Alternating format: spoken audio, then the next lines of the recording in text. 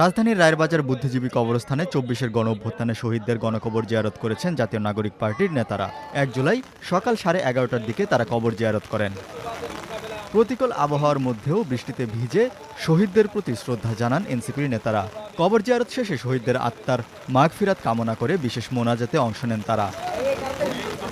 পরে সাংবাদিকদের সঙ্গে কথা বলেন এনসিপির আহ্বায়ক নাহিদ ইসলাম। তিনি বলেন, আগামী ৫ আগস্টের মধ্যে জুলাই স্মৃতি জাদুঘর উদ্বোধন না করা হলে জনগণ নিজেরাই সেটি খুলে প্রবেশ করবে। এ সময় তিনি আরও বলেন, সাবেক প্রধানমন্ত্রী শেখ হাসিনাকে দেশে ফিরিয়ে এনে তার বিরুদ্ধে ঘোষিত মামলাগুলোর বিচার সম্পন্ন করে ফাঁসির রায় কার্যকর করা উচিত।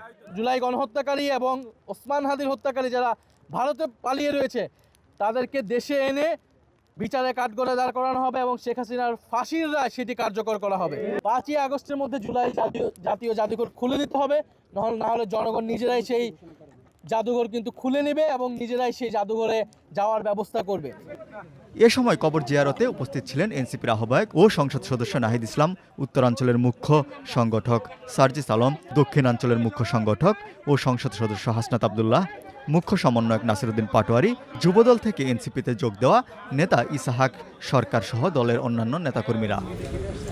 ২০২৪ সালের এই দিনে বাংলাদেশি সরকারি চাকরিতে কোটা সংস্কারের দাবিতে আন্দোলনের সূত্রপাত ঘটে, যা পরবর্তী সময়ে ছাত্র জনতার গণঅভ্যুত্থান তথা জুলাই বিপ্লবের রূপ নেয় এবং এই আন্দোলনে শহীদ হন অসংখ্য ছাত্র জনতা।